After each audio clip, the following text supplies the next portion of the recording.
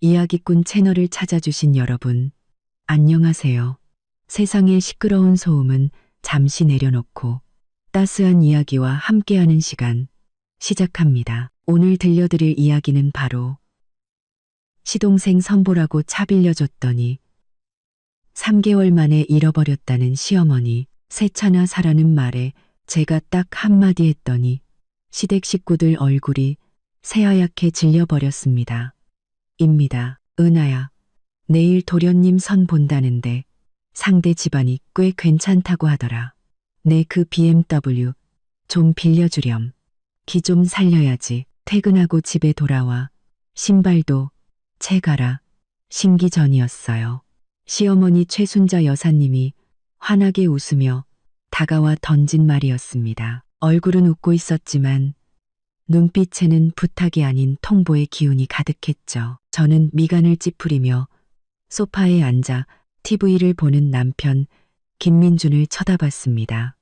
남편은 제 시선을 피하며 경제 채널에 온 신경을 집중하는 척했죠. 어머님, 민호 씨 선 보는 건 좋은데 왜 석 달이나 빌려달라고 하세요? 선이라는 게 그냥 한번 만나보는 거 아니에요? 저는 최대한 부드러운 목소리로 물었습니다. 아이고, 뭘 모르는 소리. 이번 선은 김 여사님이 소개해준 아주 특별한 자리야. 조건이 얼마나 좋은데. 잘 되면 자주 데이트해야 할 거 아니니. 석 달도 보수적으로 잡은 거야. 어쩌면 더 길어질지도 모르지. 시어머니는 제 손을 잡아 끌어 억지로 소파에 앉혔습니다. 마음속이 불편해졌습니다. 제 BMW 5 시리즈는 결혼 전에 제 돈으로 산 차였습니다. 최고급 외제차는 아니더라도 수년간 힘들게 일해서 얻은 소중한 결과물이었죠. 시동생 김민호는 제대로 된 직업 없이 빈둥거리는 사람이고 운전면허도 3번 만에 겨우 땄습니다. 그런 사람에게 차를 빌려주는 것도 불안한데 석 달이나 빌려달라니요. 좀 무리인 것 같아요. 민호 씨는 평소에 운전도 잘 안 하는데 갑자기 좋은 차를 몰면 익숙하지 않아서 위험할 수 있어요. 운전을 못하니까 더 연습해야지. 형수라는 애가 왜 그렇게 속이 좁아? 민호가 차 없어서 선망치면 네가 책임질 거야? 시어머니의 목소리가 한 톤 높아졌습니다. 저는 남편 김민준을 쳐다보며 도움을 청했지만 그는 헛기침 한번 하더니 말했습니다. 은하야, 그냥 차 한 대잖아. 민호 좀 쓰게 하면 어때? 우리 한 가족이잖아. 한 가족. 속으로 비웃었습니다. 김민준과 결혼한 이후로 저는 가족이라는 말에 진짜 의미를 뼈저리게 깨닫고 있었죠. 돈이 필요하거나 힘든 일이 있을 때만 저는 가족이었고 제 의견을 내세울 때면 언제나 남이었습니다. 3년 전 우리가 결혼할 때 시댁은 예단비 한 푼 내지 않았습니다. 남편 학비 대느라 돈이 없다는 핑계였죠. 안쓰러워하신 저희 부모님이 대출받아 신혼집 전세금을 마련해 주셨지만 시어머니는 등기부등본에 남편 이름을 올려야 진짜 가족 같다고 우기셨습니다. 결혼 후에야 알았습니다. 남편은 철저한 마마보이였고 매달 월급의 대부분을 시어머니께 드렸습니다. 우리를 위해 저축해준다는 명목이었지만 실제로는 전부 시동생 김민호에게 흘러들어갔죠. 시동생 김민호는 남편보다 5살 어렸고 시어머니의 애지중지하는 막내 아들이었습니다. 직업을 수십 번 바꿨지만 3개월 이상 버틴 곳이 없었죠. 이제 28살인데도 매일 집에서 게임만 하며 부모님과 형에게 기생해 살았습니다. 이번 선자리는 시어머니가 꽤나 조급해진 모양이었습니다. 막내 아들이 장가를 못 갈까봐 제 차로 겉모습이라도 번지르르하게 꾸며주고 싶었던 거겠죠. 은하야, 망설이지 마. 내일 아침에 민호가 차 가지러 올 거니까 시어머니는 거절할 틈도 주지 않고 못을 박았습니다. 걱정 마. 민호 운전 조심스럽게 잘해. 절대 흠집 하나 안 낼 거야. 마음속으로는 1000번 만번 싫었지만 이 상황에서 거절은 불가능해 보였습니다. 시댁은 제 성격이 무르다는 걸 알고 마음껏 휘두르려 했죠. 알겠습니다. 대신 민호 씨한테 꼭 좀 전해주세요. 정말 조심해서 운전하라고요. 보험은 종합보험으로 드러났지만 사고 나면 내년에 보험료가 엄청 오르잖아요. 알았다. 알았어. 넌 왜 그렇게 잔소리가 많니? 시어머니는 금세 환하게 웃었습니다. 방금 전까지 저를 몰아세우던 사람이 맞나 싶을 정도였죠. 저는 한숨을 쉬며 안방으로 들어갔습니다. 문을 닫으려는데 시어머니가 남편에게 목소리를 낮춰 말하는 소리가 들렸습니다. 내 마누라 속 좁은 것 좀 봐. 차 한 대 빌려주면서 꼭 자기 목숨이라도 떼주는 것 같네. 남편은 뭐라고 대답했을까요? 엄마, 쟤랑 뭘 따져요. 어차피 차는 빌려줬잖아요. 저는 문을 닫고 문에 기댔습니다. 가슴이 답답하게 막혀왔습니다. 이 결혼이 저에게 준 것은 무엇일까요? 책임감 없는 남편, 저를 영원히 이방인 취급하는 시어머니, 그리고 끊임없이 요구만 하는 시동생. 다음 날 아침, 김민호는 정말 시간에 맞춰 나타났습니다. 쫙 빼입은 정장의 머리에는 기름을 잔뜩 발라 번쩍였죠. 저를 보자마자 희죽 웃으며 손을 내밀었습니다. 형수님, 차 키 주세요. 저는 잠시 망설이다가 열쇠를 건넸습니다. 민호 씨, 정말 조심해서 운전해야 해요. 제가 정말 아끼는 차예요. 걱정 마세요. 형수님, 제 운전 실력 아시잖아요. 김민호는 열쇠를 낚아채듯 가져갔습니다. 이야, BMW 5 시리즈. 이번 선은 무조건 성공이다. 그의 경박한 모습에 불안감은 더욱 커졌습니다. 매일 저한테 차 상태 어떤지 문자 한 통씩 보내줘요. 네, 알았어요. 형수님 잔소리는 이제 그만. 김민호는 이미 신이 나서 밖으로 달려나갔습니다. 시어머니는 옆에서 거들었죠. 은하야, 넌 왜 그렇게 민호를 못 믿니? 다 큰 어른이 내 차를 잡아먹기라도 하겠어? 저는 하려던 말을 삼키고 김민호가 제 소중한 차를 몰고 쌩하니 사라지는 모습을 멍하니 바라볼 수밖에 없었습니다. 그 후의 날들은 신기할 정도로 조용했습니다.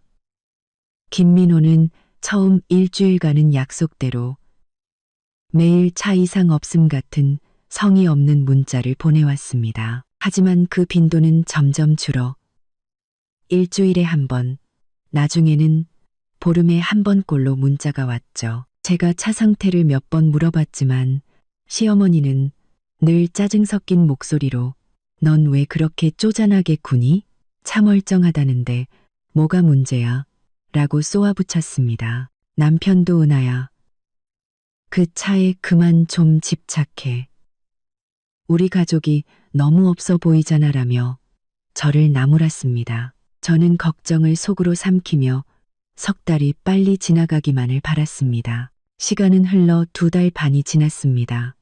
어느 날 밤 야근을 하고 9시가 넘어 집에 들어섰는데 분위기가 심상치 않았습니다. 시어머니는 거실 소파에 앉아 눈이 퉁퉁 붓도록 울고 계셨고 남편은 그 옆에서 심각한 표정으로 앉아 있었습니다. 평소엔 잘 보이지도 않던 시아버지까지 옆에서 말없이 담배만 피우고 계셨죠. 무슨 일이에요? 심장이 쿵 내려앉으며 불길한 예감이 들었습니다. 은하야, 큰일 났다. 시어머니가 흐느끼며 말했습니다. 무슨 일이요? 혹시 민호 씨 사고 났어요? 사람은 괜찮아요? 저는 가장 먼저 안전을 걱정했습니다. 사람은 괜찮아. 사람은 괜찮은데 남편이 말을 받았습니다. 차가 차에 좀 문제가 생겼어. 차요? 어떻게 됐는데요? 긁혔어요? 아니면 수리해야 해요? 저는 사람이 무사하다는 말에 약간 안도했습니다. 차는 어떻게든 해결할 수 있으니까요. 그때 시어머니가 갑자기 목 놓아 울기 시작했습니다.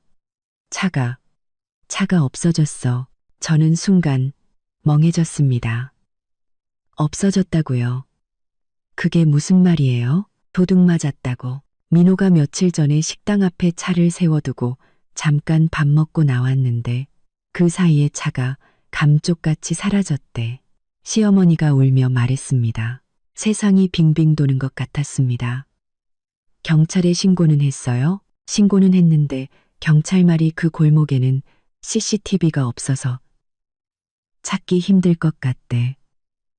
남편이 작은 목소리로 말했습니다. 저는 의자에 주저앉았습니다. 머릿속이 하얗게 비었죠. 4년 동안 함께한 차였습니다. 제 오랜 친구 같았죠. 지금은 남편과 다른 차를 같이 쓰고 있지만 그 BMW는 제 애마였고 차 안에는 제 개인 물건도 많았습니다. 은하야, 엄마도 네가 얼마나 속상할지 알아. 시어머니가 갑자기 울음을 뚝 그치고 눈물을 닦으며 말했습니다. 하지만 일이 이렇게 된 걸 어쩌겠니? 속상해한다고 해결될 것도 아니고. 이렇게 하자. 네가 새 차 한 대 더 사면 되잖아. 저는 제 귀를 의심했습니다. 네? 뭐라고요? 어머님, 네가 새 차 한 대 더 사라고. 어차피 그 BMW도 4년이나 탔으니 바꿀 때도 됐잖아. 마침 민준이도 최근에 연말 보너스 받았다며? 둘이 돈 좀 보태서 새 차 계약금 정도는 충분하겠네. 저는 이 기가 막힌 가족들을 쳐다봤습니다. 제 차를 잃어버려 놓고 미안한 기색은커녕 너무나도 당연하게 새 차를 사라고 하다니요. 어머님, 지금 차 한 대 사는 게 얼마나 힘든 줄 아세요? 번호판 받는 것도 어렵고 그 차는 제가 힘들게 너 힘든 거 알아. 아는데 시어머니가 제 말을 끊었습니다. 차는 이미 없어졌잖아. 우리가 어쩌겠어. 차 없이 살 수는 없지 않니. 민호도 곧 약혼하는데 차 한 대 없으면 얼마나 불편하겠어. 저는 분노로 온몸이 떨렸습니다. 남편을 쳐다봤죠. 당신은 할 말 없어? 남편은 제 눈을 피하며 말했습니다. 엄마 말이 맞아. 차는 이미 없어졌으니 우리 새로 살 방법을 생각해보자. 어차피 내 차도 낡아서 바꿀 때가 됐고 이제야 모든 게 분명해졌습니다. 이 가족은 처음부터 작당을 한 겁니다. 차를 잃어버렸다는 건 핑계일 뿐. 저더러 새 차를 사게 해서 자기들이 계속 쓰려는 속셈이었던 거죠. 3년간 쌓였던 서름이 폭발했지만 저는 간신히 화를 억눌렀습니다. 이런 사람들과 싸워봤자 소용없습니다. 그들은 애초에 말이 통하는 상대가 아니었으니까요. 저는 심호흡을 한번 하고 차분하게 말했습니다. 새 차 사는 거 좋아요. 차 좋다지. 시어머니는 즉시 환하게 웃었습니다. 그래, 그래야지. 내가 우리 은하는 말이 통할 줄 알았어. 남편도 안도의 한숨을 쉬었습니다. 주말에 같이 차 보러 가자. 요즘 전기차 보조금도 많다던데. 저는 살짝 미소 지으며 말했습니다. 그런데 새 차 사기 전에 제가 먼저 해야 할 일이 하나 있어요. 무슨 일? 시어머니가 물었습니다. 경찰에 신고해야죠. 저는 또박또박 말했습니다. 차량 도난 사건으로 정식 신고하고 보험사에도 연락해야죠. 경찰에서 도난 사실 확인서를 발급해주면 보험 처리 절차를 밟을 수 있거든요. 시어머니의 얼굴이 순식간에 굳어졌습니다. 아니, 경찰이 못 찾는다고 했다니까. 그건 민호 씨가 한 신고고요. 이제 차주인 제가 직접 정식으로 신고해야죠. 제 개인 재산이잖아요. 중고차 값만 해도 3천만 원이 넘는데 저는 태연하게 말했습니다. 박은하, 너 지금 무슨 뜻이야? 우리를 못 믿겠다는 거야? 남편이 미간을 찌푸렸습니다. 믿죠. 당연히 믿죠. 제가 웃으며 말했습니다. 하지만 정식 절차는 밟아야죠. 아, 그리고 차를 잃어버린 게 민호 씨니까 경찰에서 민호 씨를 불러서 자세하게 조서를 꾸밀 수도 있겠네요. 준비하라고 전해주세요. 시어머니의 얼굴이 불그락 푸르락 변했습니다. 조서까지 받을 필요는 없지 않아? 당연히 필요하죠. 저는 핸드폰을 꺼내 들었습니다. 절도죄는 형사사건이고 피해 금액이 3천만 원을 넘으면 특수절도에 해당할 수도 있어요. 경찰에서 아주 중요하게 다룰걸요? 잠깐만. 시아버지가 갑자기 입을 열었습니다. 늘 조용하던 분이었죠. 은하야, 우리 다시 얘기 좀 하자. 무슨 얘기를요?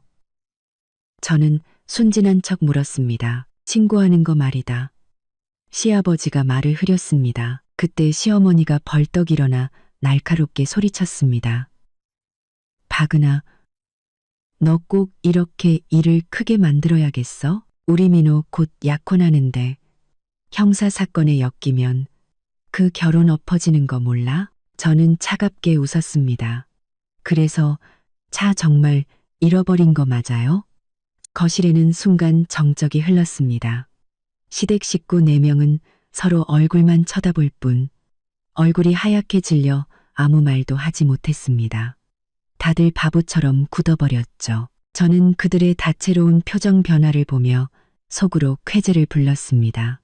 지난 3년간 꾹꾹 참아온 결과가 고작 이런 취급이었죠.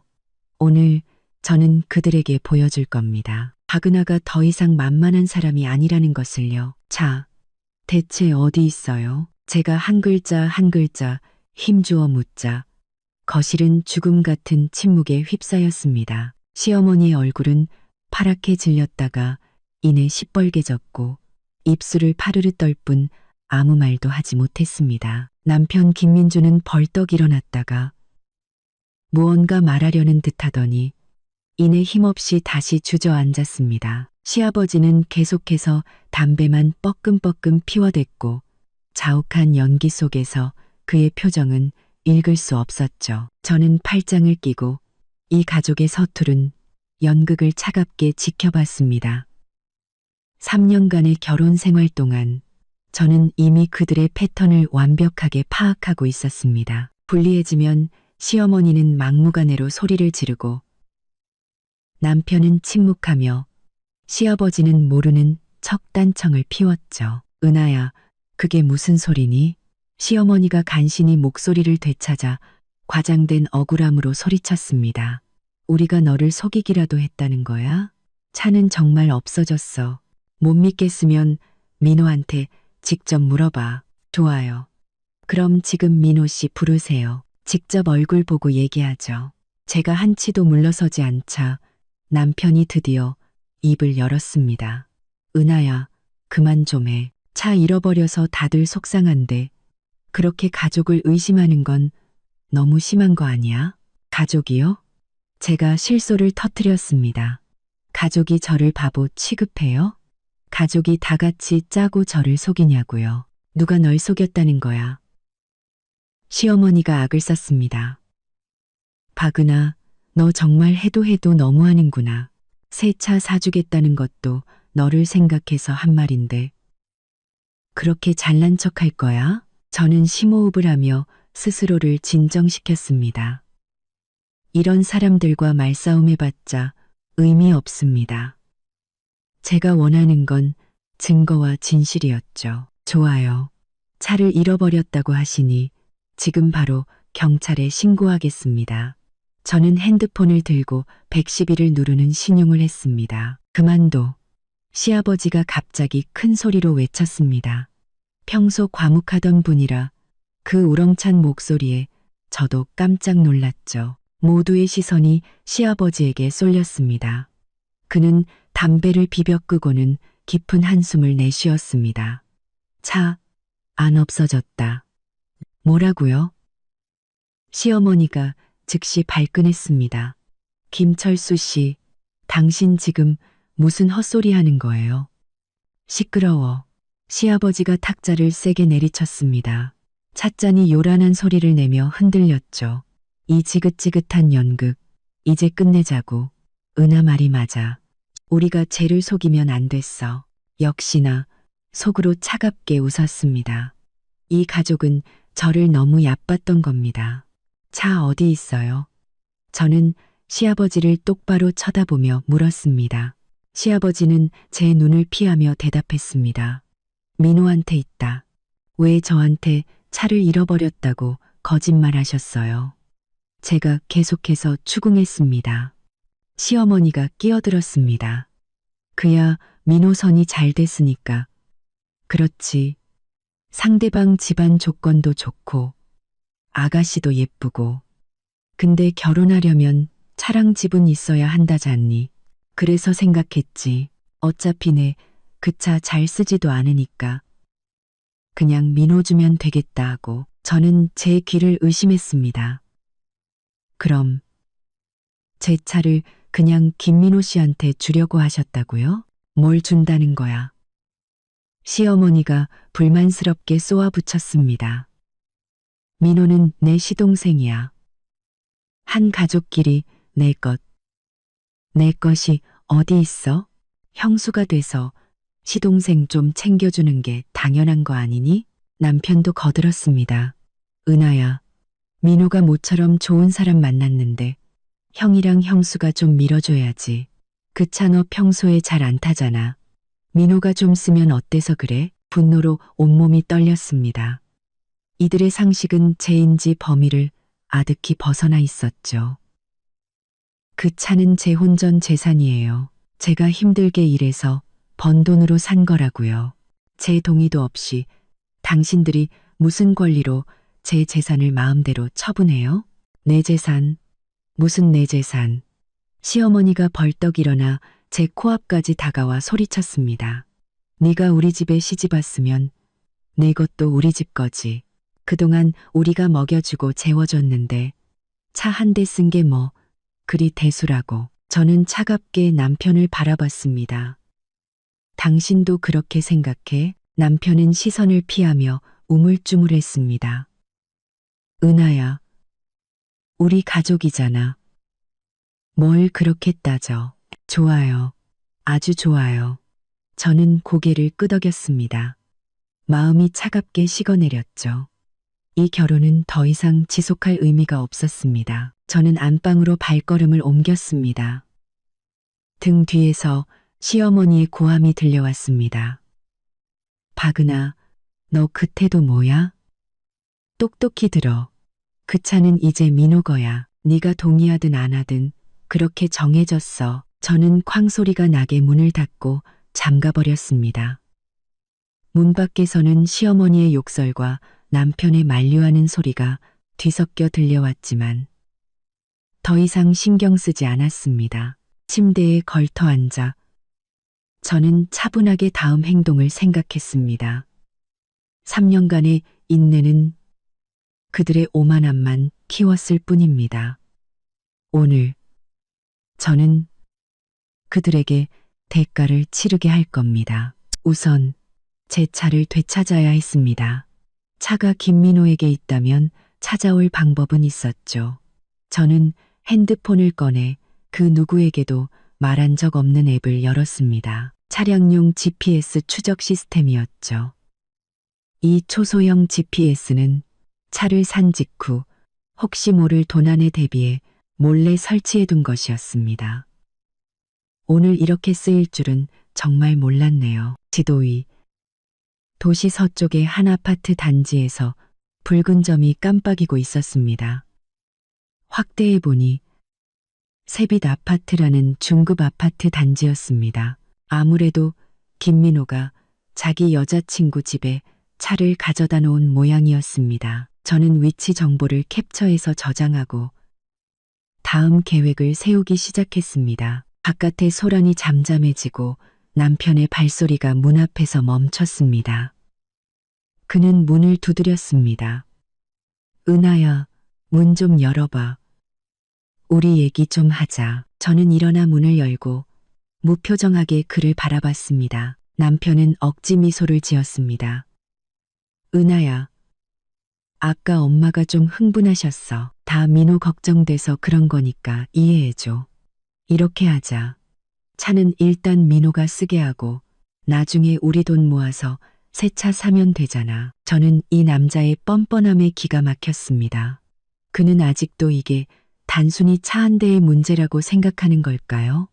김민준, 그 차는 내 개인 재산이야. 당신들한테는 처분할 권리가 없어. 넌 왜 그렇게 고집을 부려? 남편의 얼굴도 굳어졌습니다. 민호는 내 친동생이야. 형인 내가 어떻게 동생 결혼이 깨지는 걸 보고만 있으라는 거야? 그 사람 결혼이 나랑 무슨 상관인데요? 제가 차갑게 말했습니다. 팔다리 멀쩡한데 자기가 돈 벌어서 차 살 생각은 왜 못하죠? 너. 남편은 화를 참지 못했습니다. 박은아, 네가 이렇게 이기적인 사람인 줄 몰랐다. 웃음이 나왔습니다. 내가 이기적이라고요? 그럼 다 같이 짜고 내 차를 빼돌리려 한 당신 가족은 뭔데요? 강도예요? 말 조심해. 남편이 노발대발했습니다. 이 집에서 네가 함부로 소리 지를 자격 없어. 좋아요. 아주 좋아. 저는 고개를 끄덕였습니다. 그렇다면 더 이상 할 얘기 없네요. 저는 그를 밀치고 현관으로 향했습니다. 어디가? 남편이 뒤에서 소리쳤습니다. 바람 좀 쐬러. 저는 뒤도 돌아보지 않고 말했습니다. 숨 막히는 집을 빠져나와 차가운 밤 공기를 깊이 들이마셨습니다. 자유로운 기분이 이렇게 좋은 것이었군요. 저는 택시를 잡아타고 곧장 친구 정유미의 집으로 향했습니다. 지금 저에겐 믿을 만한 지원군이 필요했습니다. 유미는 문을 열고 저를 보자마자 깜짝 놀랐습니다. 은하야, 웬일이야? 이 시간에? 얼굴이 왜 이렇게 안 좋아? 무슨 일 있었어? 저는 자초지종을 모두 털어놓았습니다. 유미는 이야기를 들으며 입을 다물지 못했죠. 세상에, 그 집안 정말 상상을 초월한다. 차를 속여서 뺏으려는 것도 모자라. 너한테 죄책감까지 뒤집어 씌우려고 해? 유미가 분노했습니다. 그래서 이제 어떡할 거야? 일단 내 차부터 찾아와야지.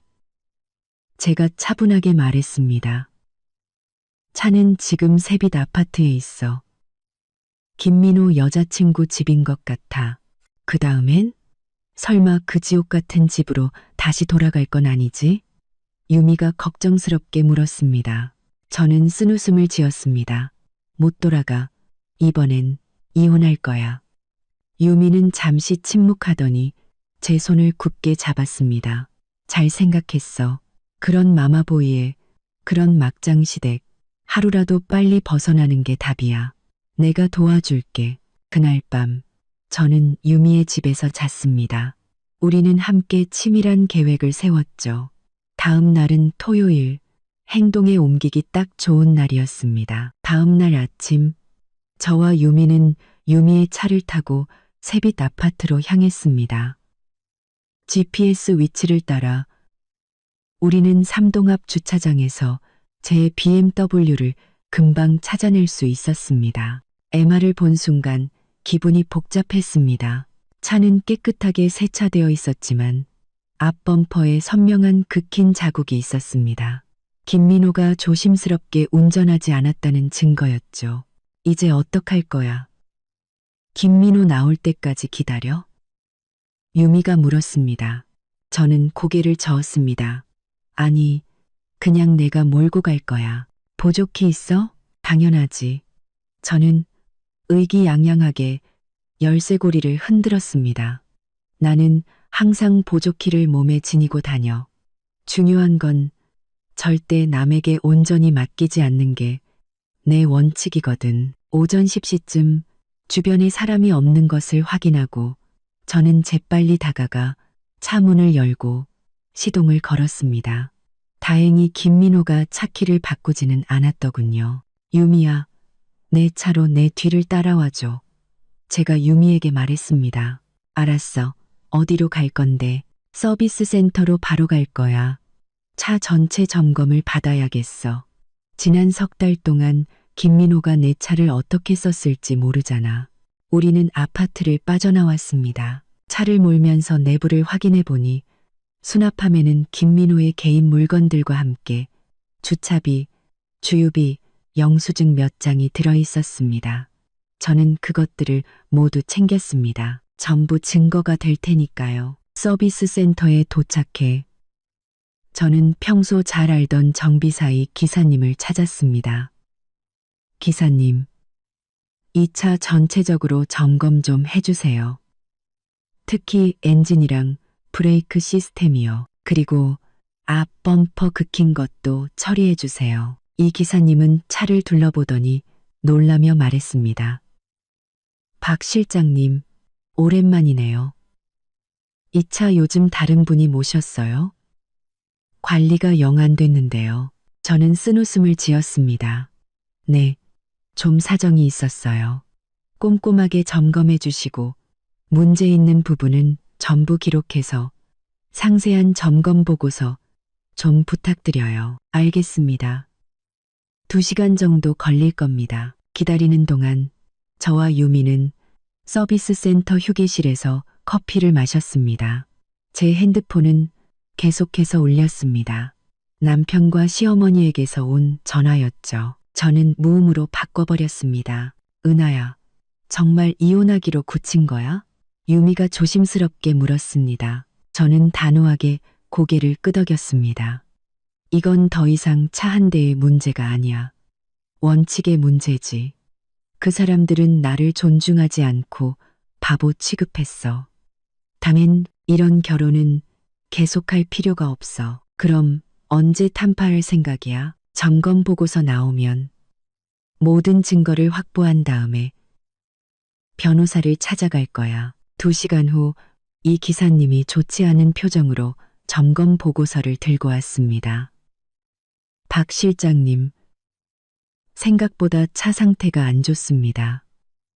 실장님, 겉으로 보이는 긁힌 자국 외에도 엔진에서 잡음이 들리고 브레이크 패드 마모가 심합니다. 타이어도 교체해야 하고요. 가장 중요한 건 블랙박스를 확인해 보니 지난 석 달 동안 상습적으로 과속 운전을 했고 과속 단속에 찍힌 기록도 한 건 있습니다. 보고서를 받아든 저는 보면 볼수록 화가 치밀었습니다.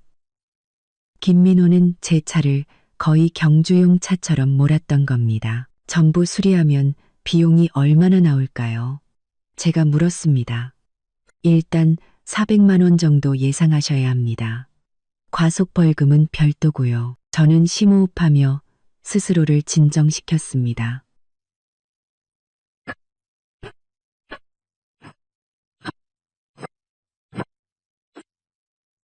알겠습니다.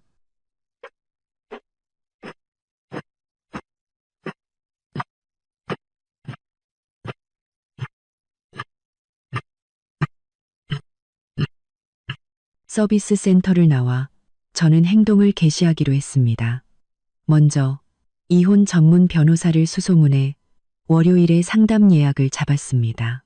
그리고 유미에게 부탁해 단기 임대 오피스텔을 알아봤죠. 그 집에서 나와야 했습니다. 오후에 시댁에 돌아가니 집안 분위기는 살얼음판 같았습니다. 시어머니는 저를 보자마자 달려들었습니다. 박은아, 너 차 어디다 빼돌렸어? 저는 차분하게 시어머니를 밀어냈습니다. 제 차, 제가 어디다 두든 무슨 상관이세요? 그건 민호선 보는 차잖아.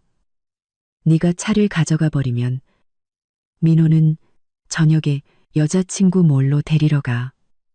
시어머니가 길길이 날뛰었습니다. 남편도 소파에서 일어나 어두운 얼굴로 말했습니다. 은하야, 이번엔 네가 정말 너무했어. 말도 없이 차를 가져가고 전화도 안 받고 대체 뭘 어쩌자는 거야? 저는 한때 사랑했던 이 남자를 보며 마음속에 남은 온기마저 차갑게 식어가는 것을 느꼈습니다. 내가 뭘 어쩌자는 거냐고요? 내 것을 되찾겠다는데 그게 잘못됐어요? 내 것? 네가 우리 집에 시집 온 이상 내 것이 어디 있어? 다 우리 집 거지. 시어머니가 악을 썼습니다. 저는 시어머니는 무시하고 남편에게 똑바로 말했습니다. 우리 얘기 좀 해. 침실에서 저와 남편은 마주 앉았습니다. 은하야, 대체 왜 이래? 차 한 대 때문에 온 집안을 이렇게 시끄럽게 만들어야겠어? 남편의 목소리에는 비난이 섞여 있었습니다. 저는 그를 보며 한 글자, 한 글자 힘주어 말했습니다. 김민준, 우리 이혼해. 그는 충격을 받은 듯 멍하니 저를 바라봤습니다. 제가 이렇게 직접적으로 나올 줄은 몰랐던 모양입니다. 뭐라고? 우리 이혼하자고. 저는 차분하게 반복했습니다. 지난 3년 참을 만큼 참았어. 당신 가족은 나를 가족으로 생각한 적이 없어. 그저 돈 나오는 기계, 공짜 가정부로만 여겼지. 무슨 말도 안 되는 소리야. 남편이 흥분해서 소리쳤습니다. 고작 차 한 대 때문에 이혼하겠다고? 이게 말이 돼? 말이 되냐고요? 저는 차갑게 웃었습니다. 당신이랑 당신 가족이 짜고 나를 속여서 내 혼전 재산을 당신 동생한테 넘기려 했잖아요. 이게 작은 일이에요? 그건 민호가 걱정돼서 그런 거였잖아. 남편이 변명했습니다. 그리고 결국 차도 돌려받았잖아. 대체 뭐가 더 불만인데? 저는 고개를 저었습니다. 그에게 완전히 실망했습니다. 그는 아직도 자신이 뭘 잘못했는지조차 모르고 있었습니다. 더 이상 말할 필요 없겠네. 나 내일 당장 나갈 거야. 변호사가 곧 연락할 거고. 박은하, 남편이 제 팔목을 잡았습니다. 나 이혼 못해. 저는 그의 손을 뿌리쳤습니다. 이건 당신이 동의하고 말고의 문제가 아니야. 내가 이미 결정했어. 말을 마친 저는 제 짐을 싸기 시작했습니다. 남편은 옆에 서서 제가 정말로 짐을 싸는 모습을 보더니 드디어 당황하기 시작했습니다. 은하야, 이러지 마. 우리 다시 얘기하자. 내가 민호한테 차 돌려주라고 할게. 다시는 안 빌리면 되잖아. 응? 저는 싸던 짐을 멈추고 그를 바라봤습니다. 김민준, 당신은 아직도 모르네. 문제는 차가 아니야. 나를 대하는 당신과 당신 가족의 태도라고. 당신이 언제나 당신 가족을 최우선으로 생각하고 내 감정은 단 한 번도 고려하지 않았다는 게 문제야. 내가 고칠게. 고치면 되잖아. 남편이 거의 애원하듯 말했습니다. 하지만 저는 이미 그에게 너무 많은 기회를 주었습니다. 싸울 때마다 그는 사과했고 변하겠다고 약속했습니다. 하지만 며칠도 지나지 않아 원래 모습으로 돌아왔죠. 너무 늦었어. 저는 나지막이 말하고 다시 짐을 싸기 시작했습니다. 그날 밤 저는 손님 방에서 잤습니다. 남편은 문 밖에서 오랫동안 서성이다가 결국 포기하고 돌아갔습니다. 다음 날 아침 시댁 식구들이 일어나기 전 저는 여행 가방을 끌고 조용히 그 집을 빠져나왔습니다. 지난 3년간 저를 올감했던 감옥에서 드디어 해방되는 순간이었습니다. 아파트 입구에 서서 상쾌한 아침 공기를 깊이 들이마셨습니다. 다시 태어난 기분이었습니다. 이 결혼은 실수였을지 모르지만 지금이라도 바로잡을 수 있어서 다행이었습니다.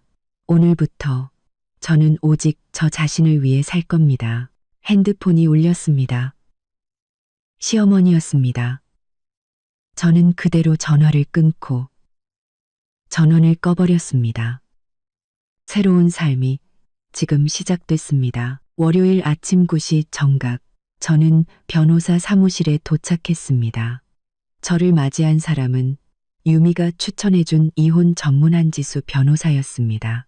40대 초반의 지적이고 세련된 여성이었죠. 박은하 씨, 앉으세요. 한 변호사가 맞은편 의자를 가리켰습니다. 유미 씨에게 대략적인 이야기는 들었습니다.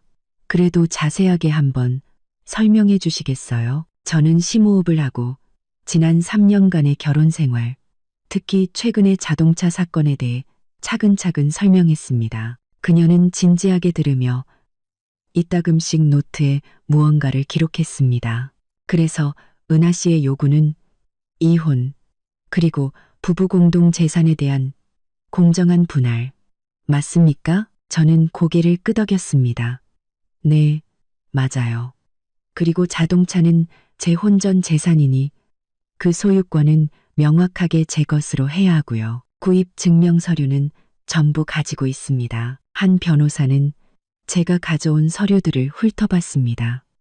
아파트 등기부등본에는 박은하 씨와 김민준 씨 두 사람 이름이 다 올라가 있네요. 하지만 전세금은 은하 씨 부모님께서 내주셨다고요. 관련 증명이 가능합니까? 네, 가능합니다. 저는 부모님의 은행 이체 내역서를 꺼냈습니다. 전세금 2억 원은 전부 저희 부모님께서 주셨고 결혼 후 대출이자는 저희가 공동으로 갚아왔습니다. 아주 좋습니다. 한 변호사가 고개를 끄덕였습니다. 우리 민법상 혼인 전 일방의 부모가 자녀의 주택 마련을 위해 지원한 자금은 특별한 사정이 없는 한 그 자녀에 대한 증여로 봅니다. 즉, 그 2억 원에 해당하는 지분은 은하 씨의 특유재산으로 인정받을 수 있습니다. 저는 조금 안심했습니다. 하지만 한 변호사는 말을 이었습니다. 다만 결혼 후 공동으로 상환한 대출 이자 부분과 그에 따른 가치 상승분은 부부 공동 재산에 해당합니다. 상세한 상환 기록이 필요합니다. 전부 가져왔습니다. 저는 서류 뭉치를 건넸습니다. 이게 3년간의 이자 상환 기록입니다. 제 월급 통장에서 자동으로 이체됐어요. 통장에 한 변호사는 서류를 꼼꼼히 살핀 후 말했습니다. 박은하 씨의 경제적 기여도가 김민준 씨보다 월등히 높군요. 재산 분할에 유리하게 작용할 겁니다. 하지만 한 가지 명심하셔야 합니다.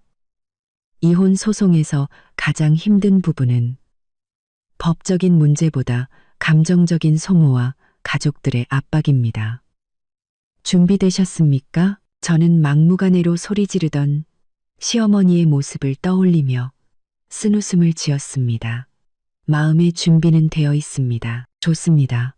그렇다면 우리가 선수를 치죠. 한 변호사의 눈이 날카롭게 빛났습니다. 오늘 바로 김민준 씨에게 내용 증명을 발송하고 정식으로 이혼 절차를 시작하겠습니다. 변호사 사무실을 나오며 저는 긴장감과 함께 해방감을 느꼈습니다. 드디어 첫 발을 내디뎠습니다. 이제 돌아갈 길은 없었습니다.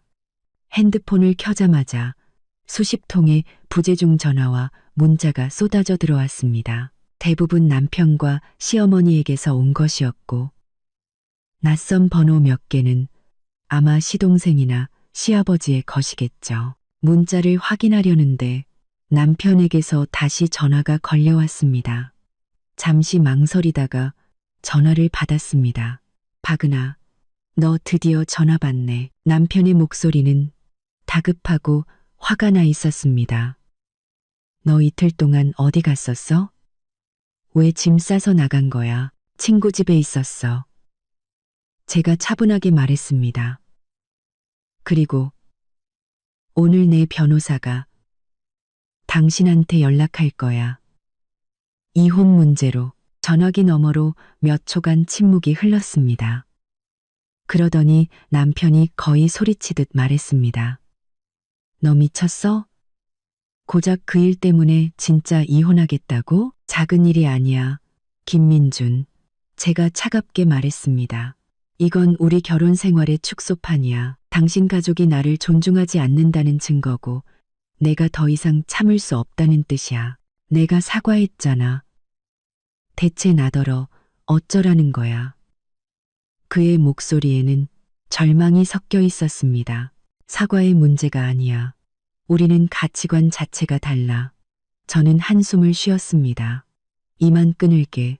나머지는 변호사와 얘기해. 그의 대답을 듣지도 않고 저는 전화를 끊어버렸습니다. 유미의 집으로 돌아와 저는 모든 재정 관련 서류를 정리하기 시작했습니다. 지난 3년간 저는 대출 이자의 대부분을 냈을 뿐만 아니라 집안의 생활비까지 책임졌습니다. 남편의 월급은 대부분 시어머니 손에 들어갔고 그 돈은 고스란히 시동생 김민호의 용돈이 되었죠. 서류를 정리하고 있는데 또다시 핸드폰이 울렸습니다. 이번엔 시어머니였습니다. 끊어버릴까 하다가 무슨 말을 하는지 들어보기로 했습니다. 박은아, 이 배은망덕한 거사. 전화가 연결되자마자 시어머니의 욕설이 터져나왔습니다. 감히 우리 민준이랑 이혼을 해.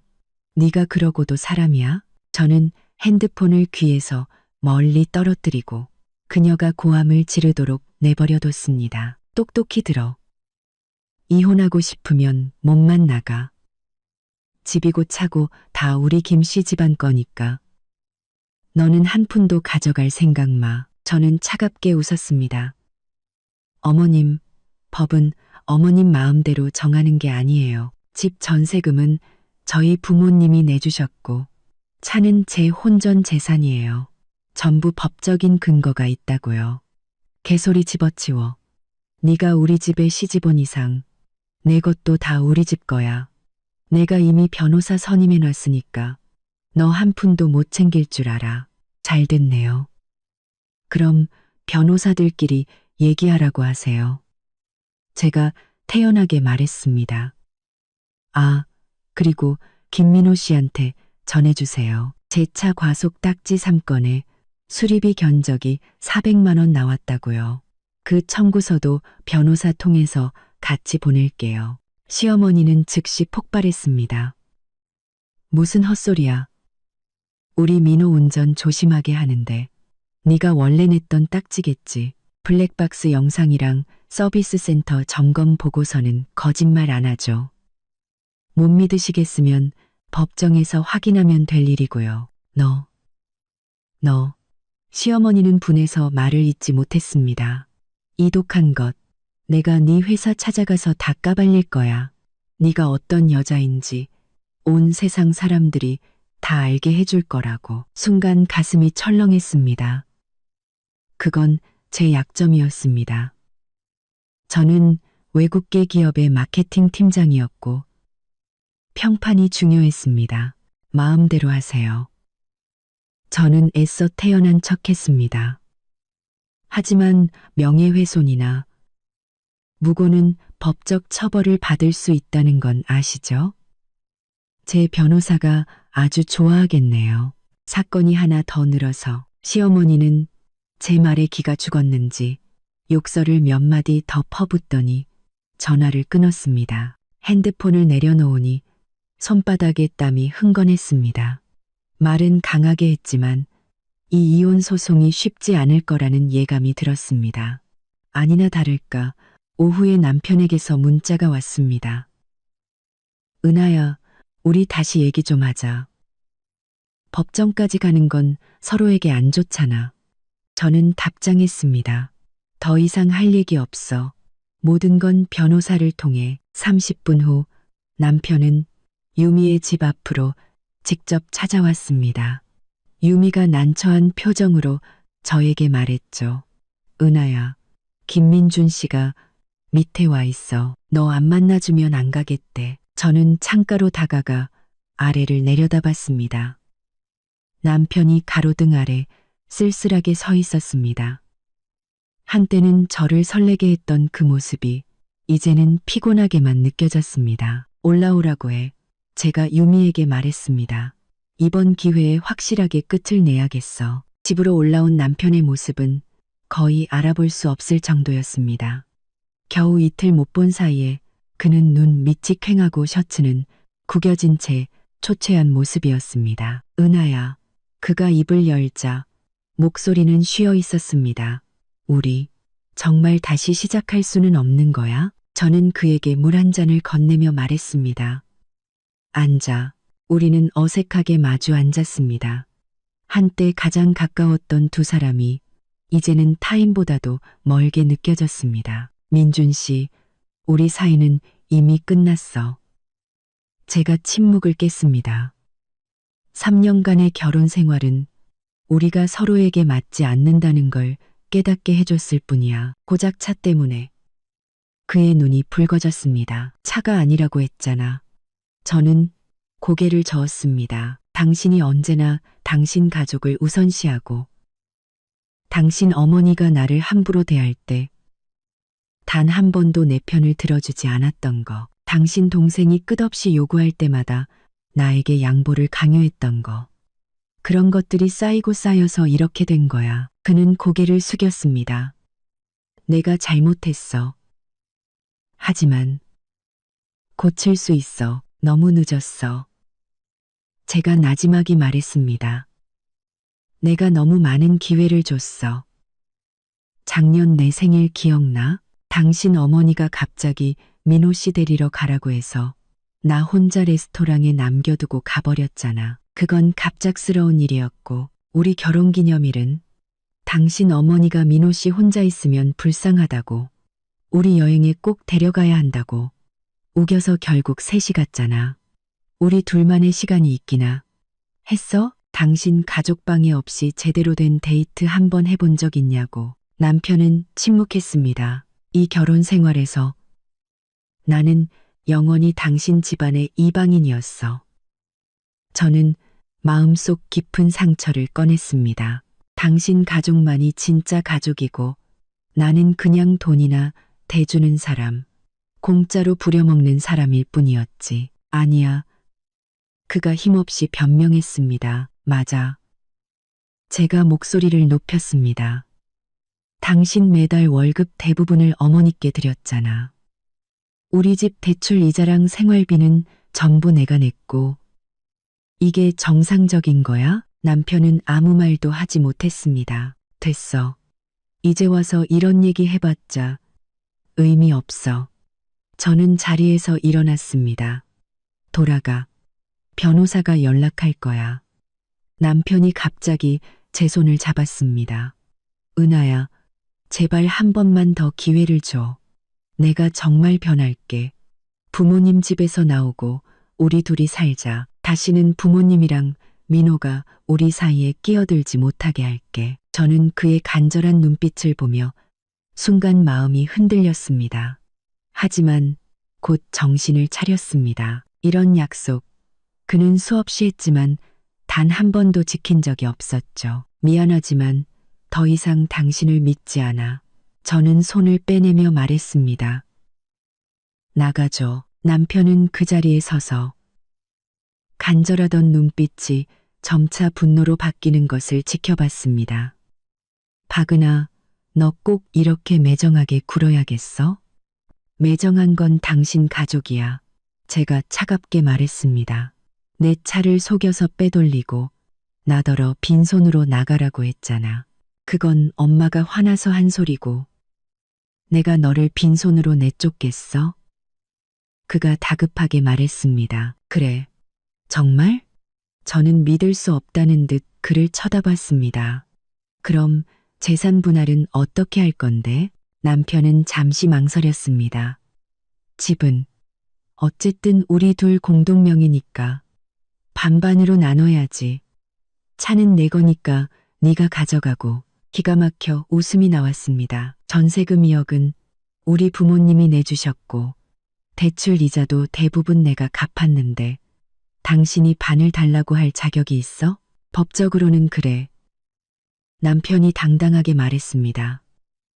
등기부등본에 내 이름이 있으니까 나도 절반의 권리가 있어. 저는 드디어 이 남자의 본 모습을 보았습니다.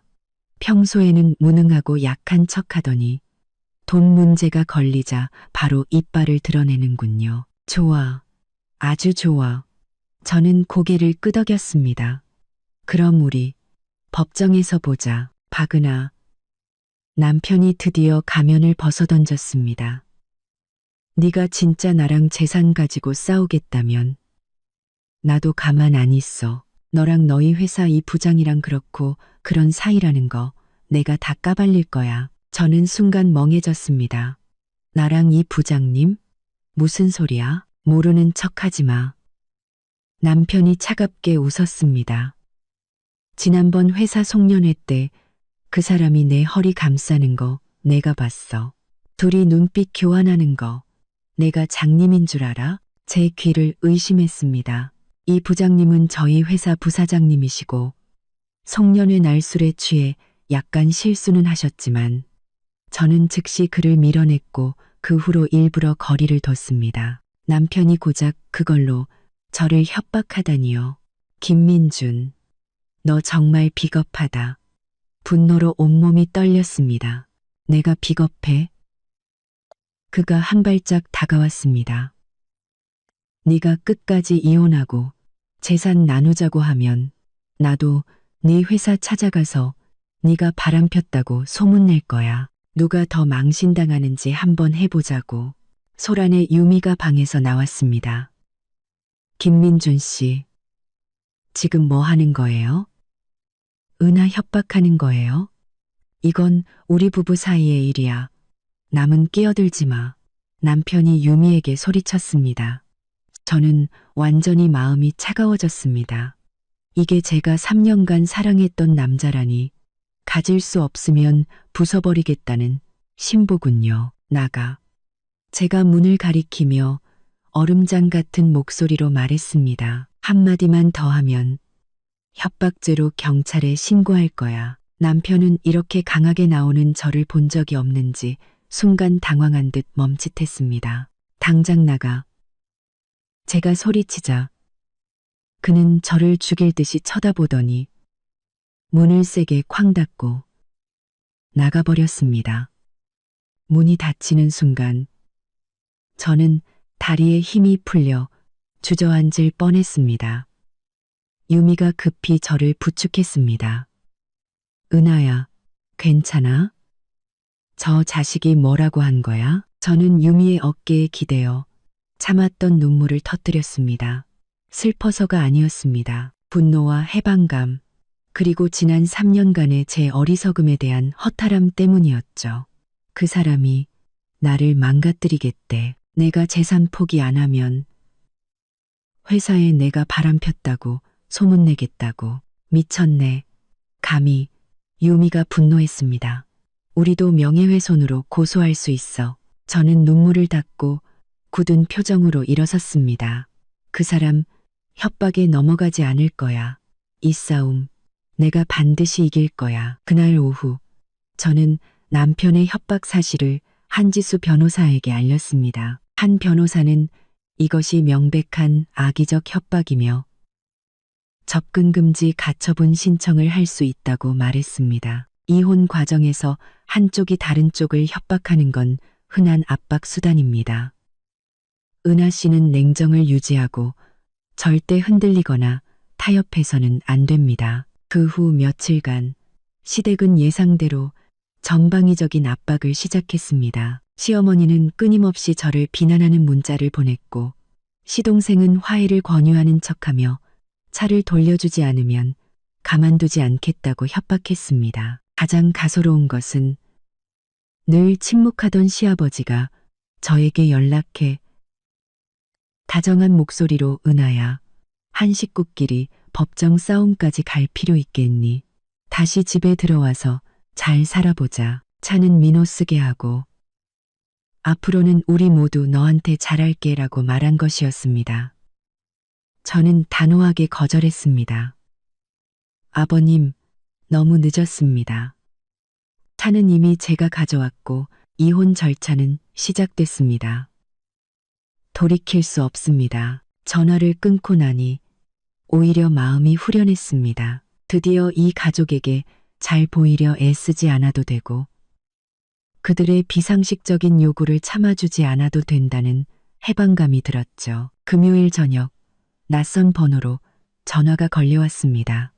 자신을 시어머니가 고용한 변호사라고 소개하며 저에게 개인적인 합의를 제안했습니다. 박은하 씨, 소송은 양측 모두에게 손해입니다. 특히 박은하 씨 같은 커리어 우먼에게는 더욱 그렇죠. 그의 목소리에는 은근한 협박의 기운이 담겨 있었습니다. 일단 법정에 서게 되면 박은하 씨의 사회적 평판에 타격이 갈 수 있습니다. 저는 차갑게 웃었습니다. 지금 저를 협박하시는 건가요? 그럴 리가요. 조언을 드리는 겁니다. 제 의뢰인은 아주 관대한 합의안을 제시할 의향이 있습니다. 박은하 씨는 차를 가져가시고 아파트는 김민준 씨에게 양도하는 겁니다. 그러면 양측 모두 체면을 지키며 이 결혼을 끝낼 수 있습니다. 기가 막혔습니다. 전세금 2억 원은 저희 부모님이 내주셨고 3년간 대출이자도 대부분 제가 냈습니다. 그런데 그게 관대한 제안이라고요? 대출이자도 대부분 제가 냈습니다. 박은하 씨, 어떤 일은 돈으로만 계산할 수 없는 법입니다. 상대 변호사가 의미심장하게 말했습니다. 김민준 씨 말로는 본인이 박은하 씨에게 불리한 증거를 좀 가지고 있다고 하더군요. 만약 그게 공개되면 박은하 씨의 커리어에 큰 문제가 생길 수도 있습니다. 저는 그대로 전화를 끊고 통화 녹음 파일을 한지수 변호사에게 전송했습니다. 맞습니다. 남편이 저를 협박하기 시작한 순간부터 저는 모든 통화를 녹음하는 습관을 들였습니다. 10분 후 한 변호사에게서 전화가 걸려왔습니다. 은하 씨, 아주 중요한 증거입니다. 상대 변호사의 행동은 변호사 윤리 규정 위반에 해당할 수 있습니다. 변호사 협회에 징계를 요청할 수 있어요. 더 중요한 건 한 변호사가 말을 이었습니다. 이것은 상대방이 법적으로 불리하다는 것을 스스로 인정하고 협박을 통해 은하 씨의 양보를 얻어내려 한다는 증거입니다. 그럼 저희는 어떻게 해야 하죠?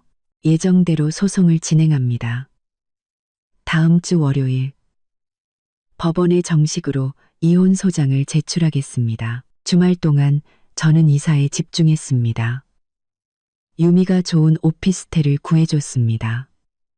크지는 않았지만 깨끗하고 아늑한 오롯이 저만의 공간이었죠. 일요일 저녁 새집 소파에 앉아 있으니 오랜만에 평온함이 느껴졌습니다. 핸드폰 화면이 켜졌습니다. 남편에게서 온 문자였습니다. 은하야, 마지막으로 묻는다.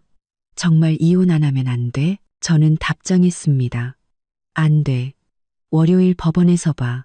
핸드폰을 내려놓고 창밖의 야경을 바라봤습니다. 이 도시는 여전히 휘황찬란했고 제 새로운 삶은 이제 막 시작되고 있었습니다. 이 결혼은 실수였을지 모르지만 한 가지 중요한 것을 가르쳐 주었습니다. 그 어떤 상황에서도 가치 없는 사람을 위해 나 자신을 포기해서는 안 된다는 것을요. 월요일 아침 저는 한지수 변호사와 함께 법원으로 향했습니다. 힘든 싸움이 될 것을 알았지만 저는 준비가 되어 있었습니다. 결과가 어떻든 저는 자유를 되찾을 것이고 그 자유는 무엇과도 바꿀 수 없는 것이니까요. 월요일 아침 9시 저와 한지수 변호사는 법원에 도착했습니다. 놀랍게도 시댁 식구들이 총출동해 있었습니다. 남편, 시어머니, 시아버지, 심지어 시동생 김민호까지 무슨 잔치라도 온 것처럼 요란한 행렬이었죠. 시어머니는 저를 보자마자 눈을 부라리며 달려들 듯했지만 시아버지가 말리는 바람에 겨우 참는 듯했습니다.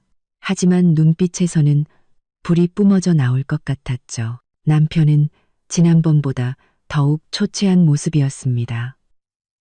제 시선을 피하며 고개를 숙인 채 가족들 뒤를 따랐습니다. 김민호는 껄렁한 태도로 몸에 꽉 끼는 양복을 입고 머리에는 기름을 잔뜩 바른 채 저를 보고 희죽 웃기까지 했습니다. 마치 가족 모임에라도 온 사람처럼요. 저 사람들 기세에 눌리면 안 됩니다. 한 변호사가 제게 나지막이 말했습니다.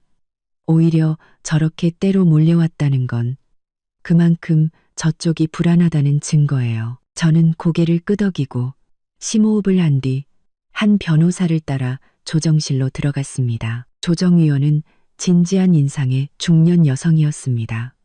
신원 확인 후 그녀는 조정 절차를 시작했습니다. 박은하 씨의 신청에 따라 김민준 씨와의 혼인관계 해소 및 재산 분할에 대한 조정을 시작하겠습니다.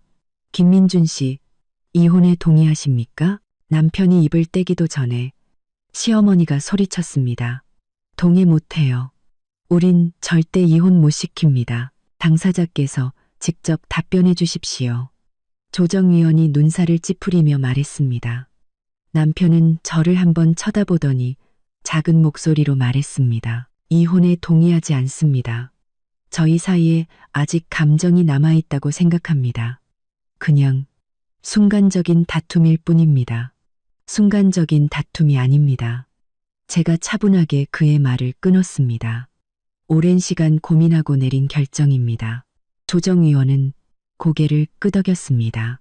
그렇다면 먼저 이혼 의사에 대해 조정을 진행하겠습니다.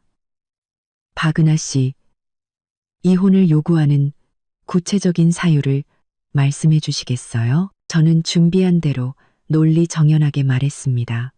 첫째, 부부간의 신뢰관계가 완전히 파탄났습니다. 결혼 3년 동안 남편은 저희 가정보다 자신의 원가족의 이익을 항상 우선시했고 이로 인해 갈등이 끊이지 않았습니다. 거짓말, 시어머니가 또다시 끼어들었습니다. 네가 속이 좁아서 시댁을 가족으로 생각 안 한 거지. 가족분께서는 조용히 해주십시오. 계속 방해하시면 퇴장 조치하겠습니다. 조정위원이 엄격하게 말하자 시어머니는 분한 표정으로 입을 다물었습니다. 저는 계속해서 말했습니다. 둘째, 남편과 그의 가족들은 여러 차례 제 개인 재산을 침해했습니다. 최근에는 제 혼전 재산인 BMW 차량을 제 동의 없이 시동생에게 3개월간 사용하게 하고 심지어 그 차를 아예 차지하려 했습니다. 말도 안 돼. 이번엔 김민호가 발끈했습니다. 그 차는 형수가 자발적으로 빌려준 거잖아. 지금 말씀하시는 분은 누구시죠? 조정위원이 물었습니다. 저는 김민준의 동생 김민호입니다. 저 차는 정말로 형수가 선보라고 빌려준 건데 이제 와서 딴소리 하면서 우리를 모함하는 겁니다. 박은하 씨, 이 주장을 뒷받침할 증거가 있습니까? 한지수 변호사가 나섰습니다. 충분한 증거가 있습니다. 첫째, 이것은 차량 소유권 증명서로 해당 차량이 박은하 씨가 결혼 전 전액 현금으로 구매했음을 증명합니다. 둘째, 이것은 김민호 씨가 차량을 사용하는 동안 발생한 과속 단속 기록과 서비스 센터의 점검 보고서입니다. 차량이 부적절하게 사용되고 손상되었음을 명백히 보여주죠. 조정위원이 서류를 살펴보는 동안 시댁 측 변호사, 능글맞아 보이는 중년 남자가 입을 열었습니다.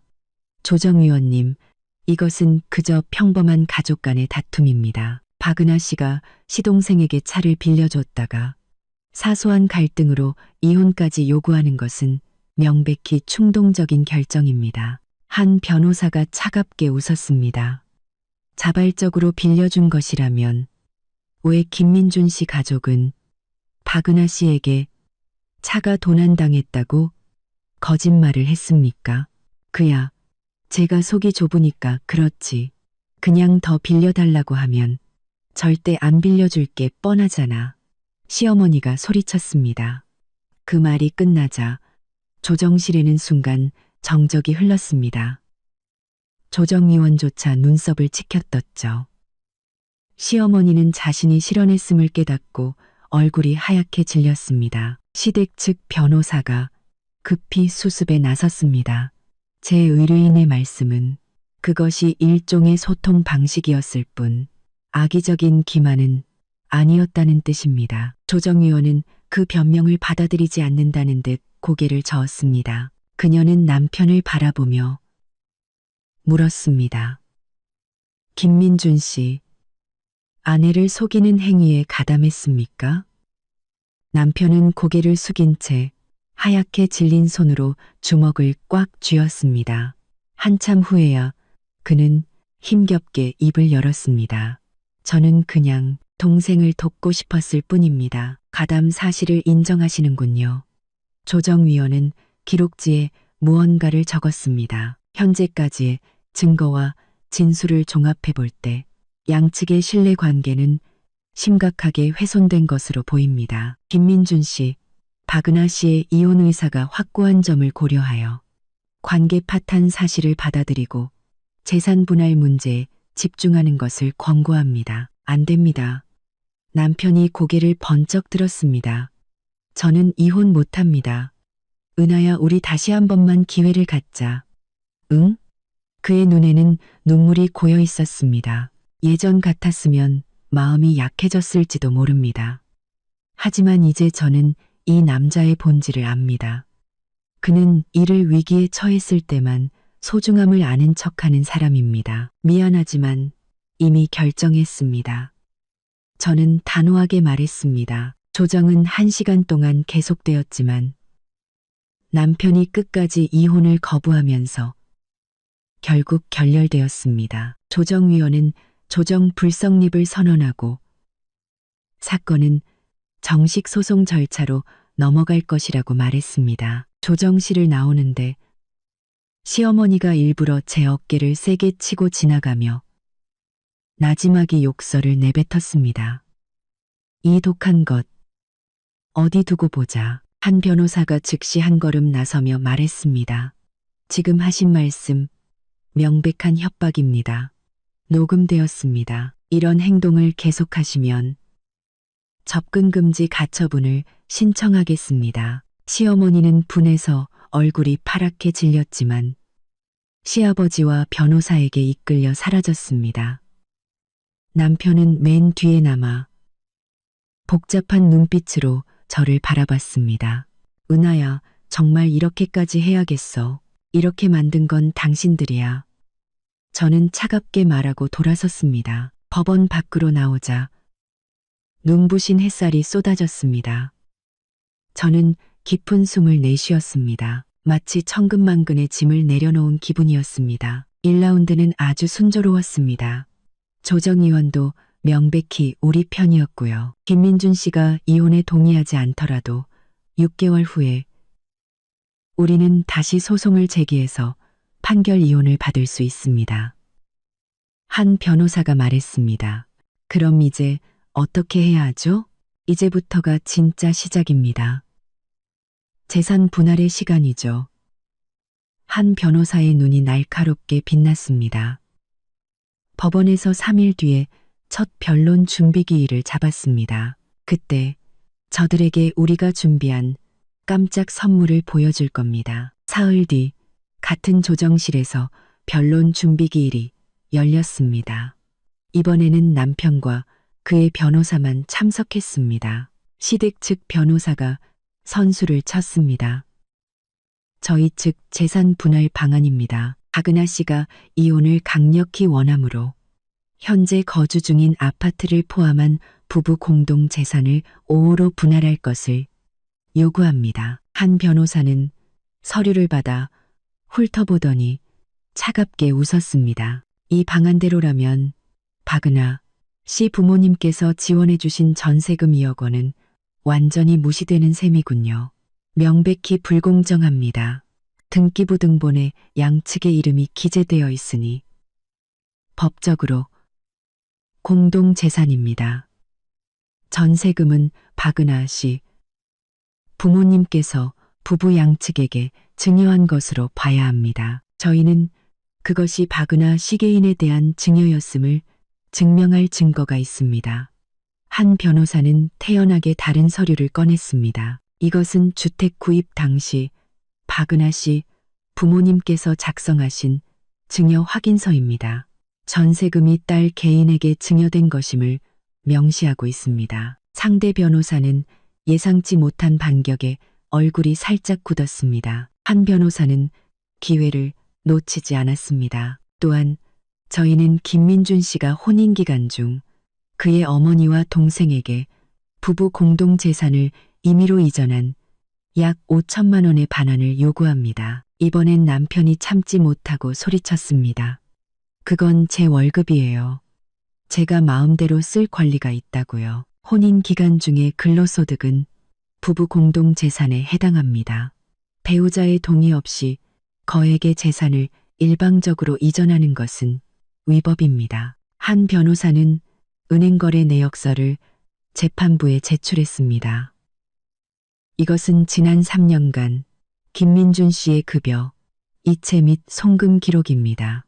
매달 월급의 대부분을 어머니께 송금한 사실이 명확하게 드러납니다. 재판부가 서류를 살펴보고는 미간을 찌푸리며 남편에게 물었습니다. 김민준 씨, 이 부분에 대해 설명해 보시죠. 그건 저희 어머니가 저희를 위해 저축해 주신 겁니다. 저축 기록이 있습니까? 그 돈이 부부 공동 생활을 위해 사용되었습니까? 남편은 대답하지 못했습니다. 한 변호사가 공격을 이어갔습니다. 뿐만 아니라 저희는 김민준 씨가 박은하 씨 몰래 사용한 신용카드가 있다는 사실을 확인했습니다. 그런 변호사가 공격을 이어갔습니다. 카드빚이 1,500만 원에 달하며 이 역시 혼인 중에 발생한 채무입니다. 저는 놀라서 한 변호사를 쳐다봤습니다. 이건 제가 몰랐던 사실이었습니다. 남편의 얼굴은 새하얗게 질렸습니다. 너, 그걸 어떻게 알았어? 저희는 부부 공동 채무를 조사할 법적 권리가 있습니다. 법률에 따라 이 채무 역시 이혼 시 분할 대상입니다. 상황은 순식간에 역전되었습니다. 재산을 반반으로 나누자고 큰 소리치던 시댁 측은 이제 부당하게 이전한 재산을 반환하고 빚까지 나눠 갚아야 할 처지에 놓인 것입니다. 상대 변호사가 다급하게 수습에 나섰지만 소용없었습니다. 한 변호사는 마지막 일격을 가했습니다. 또한 저희는 김민호 씨에게 박은하 씨의 차량을 즉시 반환하고 차량 손상에 대한 수리비와 과속 범칙금 전액을 배상할 것을 요구합니다. 재판부는 양측에게 서로의 요구사항을 신중히 검토하여 다음 기일에 최종 방안을 제시하라고 말했습니다. 법원을 나오자 남편이 저를 따라왔습니다. 그의 눈에는 분노와 절망이 가득했습니다. 박은하, 너 꼭 이렇게 사람을 사지로 몰아야겠어? 저는 걸음을 멈추고 그를 조용히 바라봤습니다. 김민준, 이 모든 건 당신들이 자초한 일이야. 처음부터 나를 존중하고 공평하게 대했더라면 이렇게까지 되진 않았을 거야. 그건 우리 엄마랑 동생이잖아. 나더러 어쩌라고. 그가 거의 소리치듯 말했습니다. 내 편이 되어줄 수도 있었겠지. 하지만 당신은 단 한 번도 그런 적이 없어. 저는 나지막이 말했습니다. 이제 현실을 받아들여. 차로 돌아오자 한 변호사가 드물게 미소를 보였습니다. 아주 순조롭습니다. 저쪽은 우리가 이렇게까지 철저하게 준비했을 줄은 몰랐을 겁니다. 그 신용카드 빚은 어떻게 찾아내신 거예요? 제가 고용한 조사원을 통해 알아냈습니다. 김민준 씨가 잘 사용하지 않는 신용카드로 주로 동생 김민호의 유흥비를 결제해 주더군요. 지난달에는 그 카드로 최신형 스마트폰도 사줬고요. 저는 고개를 저었습니다. 어이가 없으면서도 한편으로는 서글펐습니다. 지난 3년간 저는 대체 어떤 기만 속에서 살아왔던 걸까요? 저들이 이제 어떻게 나올까요? 아마 더 거칠게 나올 겁니다. 법정에서 불리해지면 법정 밖에서 압박을 가하는 게 그들의 수법이니까요. 마음 단단히 먹으셔야 합니다. 한 변호사의 예상은 정확했습니다. 다음 날 아침 회사에 출근하자마자 동료들의 이상한 시선을 느낄 수 있었습니다. 제 자리에 앉아 후배인 김 대리가 머뭇거리며 다가왔습니다. 팀장님, 드릴 말씀이 있습니다. 그녀는 목소리를 낮췄습니다. 오늘 아침에 어떤 아주머니께서 1층 로비에서 소란을 피우셨습니다. 팀장님이 결혼 사기를 쳤고 아들 돈을 뜯어내고 바람까지 폈다고 소리를 지르셨어요. 가슴이 철렁했습니다. 결국 이 방법을 쓰는군요. 보안팀에서 그분을 내보내긴 했지만 마침 출근 시간이라 많은 직원들이 그 광경을 봤습니다. 저는 애써 태연한 척했습니다. 알려줘서 고마워요. 그분 제 전 시어머니예요. 지금 이혼 소송 중인데 저를 모함하려고 그러시는 거예요. 아, 그랬군요. 김 대리가 안도하며 말했습니다. 김 대리가 돌아간 후 저는 즉시 한 변호사에게 전화를 걸어 상황을 설명했습니다. 결국 인신공격을 시작했군요. 예상했던 바입니다. 회사 인사팀에 먼저 상황을 설명해서 소문이 퍼지는 것을 막는 게 좋겠습니다. 저는 한 변호사의 조언에 따라 즉시 인사팀장님과 면담을 했습니다. 다행히 팀장님은 제 상황을 깊이 이해해 주셨습니다. 박 팀장, 힘든 시간 보내고 있겠네요. 회사에서는 이런 개인적인 일로 박 팀장을 평가하지 않을 테니 걱정 말아요. 필요하다면 회사 법무팀의 도움을 받을 수도 있습니다. 회사의 지지에 마음이 한결 놓였습니다. 하지만 시댁의 괴롭힘은 이제 시작이었습니다. 그날 저녁 어머니에게서 다급한 목소리로 전화가 걸려왔습니다. 은하야, 내 시어머니라는 사람이 오늘 우리한테 전화해서는 네가 바람나서 이혼한다느니 온갖 막말을 퍼부었단다. 이게 다 사실이니 분노로 온몸이 떨렸습니다. 시어머니가 제 부모님에게까지 손을 뻗칠 줄은 몰랐습니다. 엄마, 절대 그런 거 아니니까 걱정 마세요. 저는 부모님을 안심시키고 자초지종을 설명했습니다. 아버지께서 전화를 받으셨습니다. 은하야, 이렇게 큰일을 왜 진작 말 안 했어? 그동안 얼마나 마음고생이 심했니? 필요한 거 있으면 언제든 말해라. 우리 딸 절대 저런 사람들한테 당하고 살게 할 수 없다. 부모님의 따뜻한 위로에 눈물이 났습니다. 저는 혼자가 아니었습니다. 그 후 며칠간 시댁의 괴롭힘은 더욱 심해졌습니다. 계속 하나미, 가누나옥 하나미서. 그 후 며칠간 시댁의 괴롭힘은 더욱 심해졌습니다. 제 새 주소를 어떻게 알아냈는지 시어머니가 오피스텔로 찾아와 결혼 사기꾼이 여기 산다고 소리를 지르며 소란을 피웠습니다. 이번에는 참지 않고 즉시 경찰에 신고했습니다. 경찰 앞에서도 뻔뻔하게 연기하려던 시어머니는 제가 법원 서류와 녹음 증거를 제시하자 결국 꼬리를 내렸습니다. 경찰은 시어머니에게 다시 한번 소란을 피우면 구속될 수 있다고 엄중히 경고했습니다. 다음 날 남편에게서 문자가 왔습니다. 어머니, 너 때문에 충격받아서 쓰러지셨다. 이제 만족해? 저는 차갑게 웃으며 답장했습니다. 병원 연락처 줘요? 정신 감정이라도 받게 해드리게. 그날 저녁 한 변호사에게서 흥분된 목소리로 전화가 걸려왔습니다. 은하 씨, 좋은 소식입니다. 시댁 측에서 합의를 제안해 왔습니다. 저희 조건을 받아들이겠대요. 완벽하게는 아니지만 아주 큰 폭으로 양보했습니다.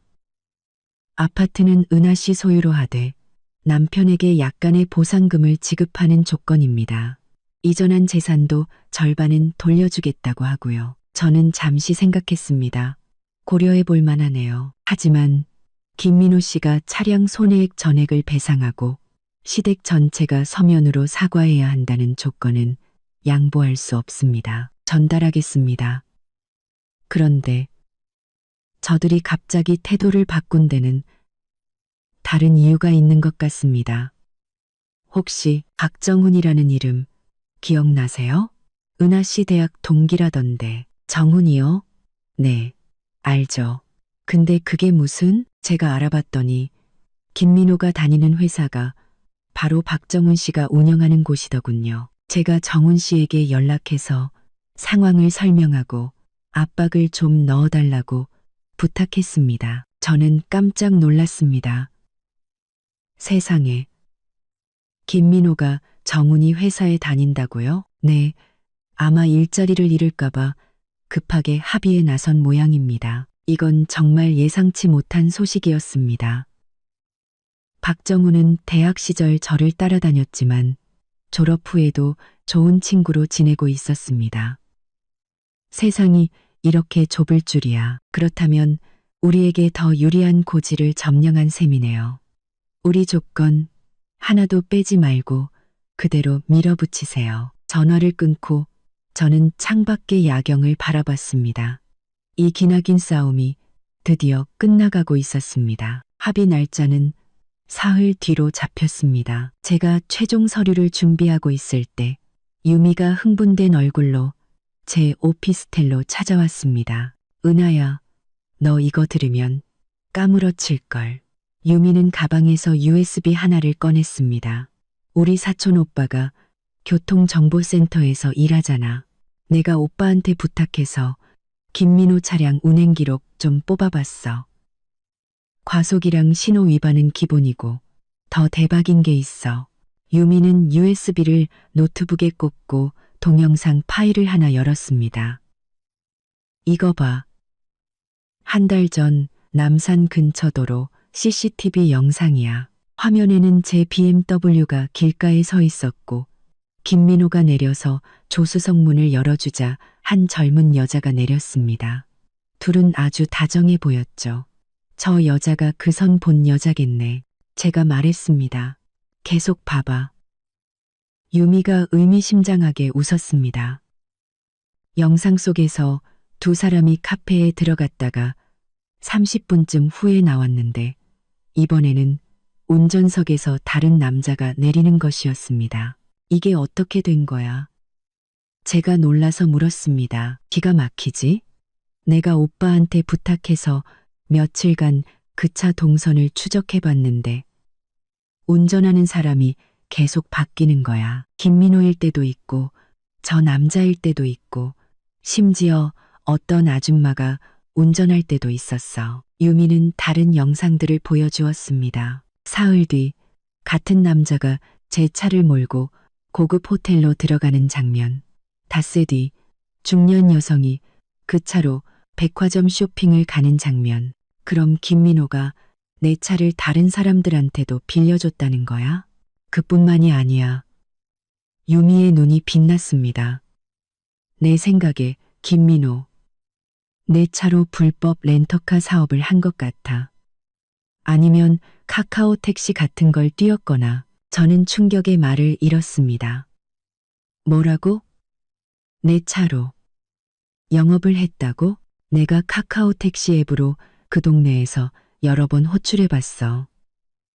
그랬더니 내 차가 잡히더라니까. 유미가 핸드폰 캡처 화면을 보여주었습니다. 이거 봐. 지난주 금요일 밤 내 차가 카카오 블랙으로 운행 중이었어. 요금이 일반 택시 3배는 되더라. 저는 제 눈을 믿을 수 없었습니다. 김민호는 제 차를 함부로 썼을 뿐만 아니라 돈벌이 수단으로까지 이용했던 겁니다. 그 인간, 분노로 온몸이 떨렸습니다. 진정해, 진정해. 이건 우리한테 아주 좋은 소식이야. 이 증거들이 있으면 법정에서 게임 끝이라고. 유미는 심지어 승객인 척 위장해서 그 차를 타보기까지 했다고 말했습니다. 가발과 마스크를 쓰고 타서 운전하던 김민호의 여자친구가 자기야, 오늘 50만 원 넘게 벌었어. 라고 통화하는 영상까지 찍어왔죠. 유미야, 정말 고마워. 이 증거들이 결정적이겠다. 저는 감격해서 유미를 껴안았습니다. 그날 밤 저는 새로운 증거들을 한지수 변호사에게 보냈습니다. 그녀는 즉시 협상 전략을 수정했습니다. 이 증거들은 상대방이 박은하 씨를 기망했을 뿐만 아니라 재산을 이용해 부당 이득까지 취했음을 명백히 증명합니다. 합의에서 훨씬 더 높은 수준의 배상금을 요구해야 합니다. 사흘 뒤 합의 테이블의 분위기는 완전히 달랐습니다. 시댁 측에서는 남편과 변호사만 나왔고 시어머니와 김민호는 보이지 않았습니다. 상대 변호사가 먼저 입을 열었습니다. 재산 분할에 관해 저희 의뢰인은 아파트를 박은하 씨 소유로 하는데 동의합니다. 다만 현재 시세의 30%를 보상금으로 요구합니다.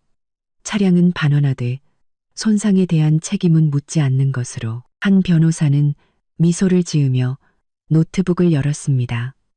구체적인 방안을 논의하기 전에 이 영상을 먼저 보시죠. 노트북 화면에 김민호의 여자친구가 제 차로 카카오 택시 영업을 하는 영상이 재생되자 남편의 얼굴은 새하얗게 질렸습니다. 상대 변호사는 악의적인 편집이라며 반발했지만 한 변호사가 연이어 다른 증거 영상들과 카카오 택시 호출 기록까지 제시하자 남편은 식은땀을 흘리며 아무 말도 하지 못했습니다. 이 증거들은 김민호 씨가 박은하 씨의 차량을 무단으로 사용해 영리 활동을 했음을 명백히 보여줍니다.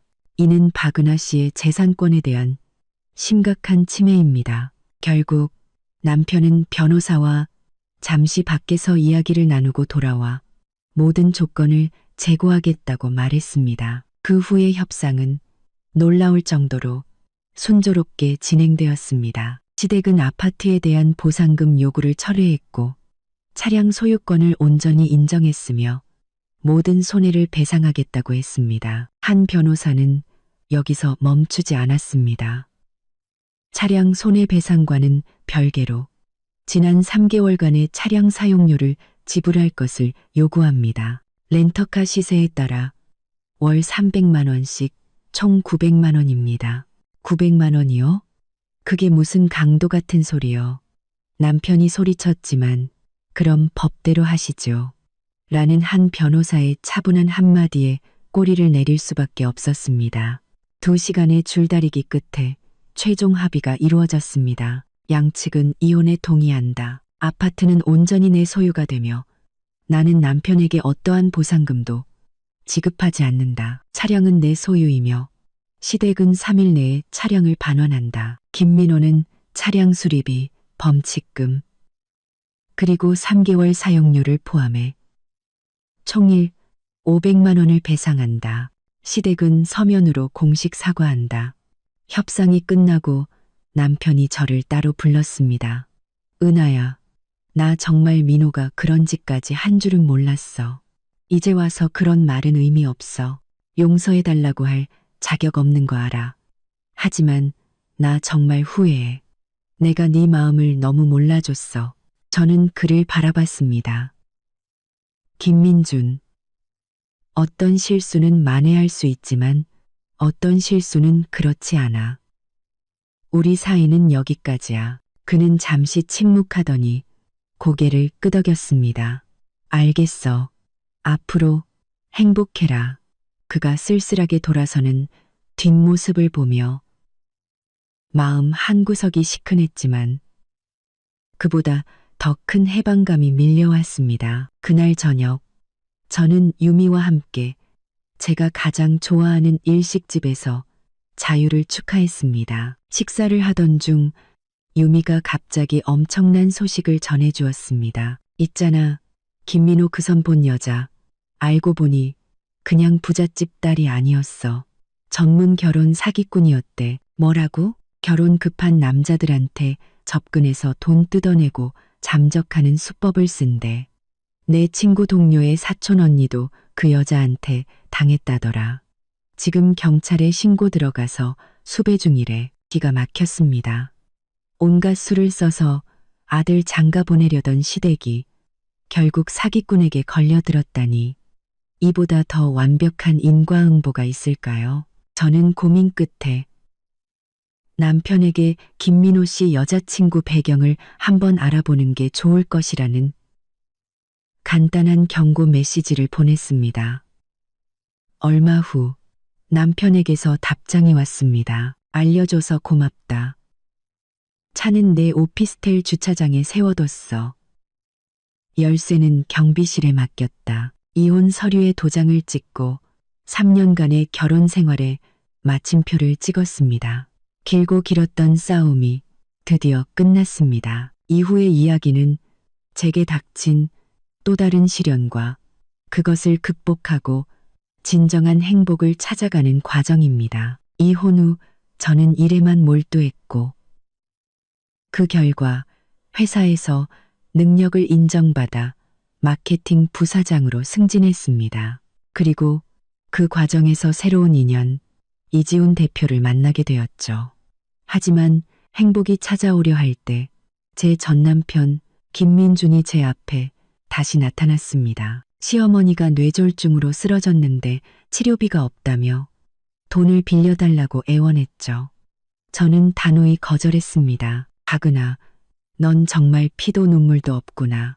그는 저를 원망하며 사라졌고 그 후부터 저에 대한 익명의 투서와 악의적인 소문이 퍼지기 시작했습니다. 심지어 회사에서는 제가 협력업체로부터 뒷돈을 받았다는 누명까지 쓰게 되어 정직 처분을 받기도 했죠. 하지만 저는 포기하지 않았습니다. 제 친구 유미와 저를 믿어준 이지훈 대표, 그리고 저를 따르는 팀원들의 도움으로 이 모든 것이 저를 시기한 동료와 제게 앙심을 품은 전 남편이 꾸민 짓이라는 것을 밝혀냈습니다. 모든 누명을 벗고 회사에 복귀했을 때 저는 더 단단해져 있었습니다. 그리고 얼마 후 저는 제 커리어의 정점을 찍을 수 있는 싱가포르 아시아 태평양 지사장으로 발령받는 기회를 얻게 됩니다. 이지훈 대표는 저에게 함께 가주지 않겠냐고 그곳에서 새로운 시작을 하고 싶다고 말했죠. 저는 그에게 이렇게 대답했습니다. 당신을 따라서 가는 게 아니라 내 길을 가기 위해 갈 거예요. 그리고 그 길에 당신이 함께 했으면 좋겠어요. 시동생에게 빌려준 차 한 대로 시작된 이 기나긴 이야기는 제가 모든 것을 잃었다고 생각한 순간 사실은 모든 것을 새로 얻을 기회였다는 것을 깨닫게 해주었습니다. 여러분, 인생의 어떤 시련 앞에서도 자기 자신을 잃지 마세요. 진정한 행복은 다른 누구도 아닌 바로 내 안에 있으니까요.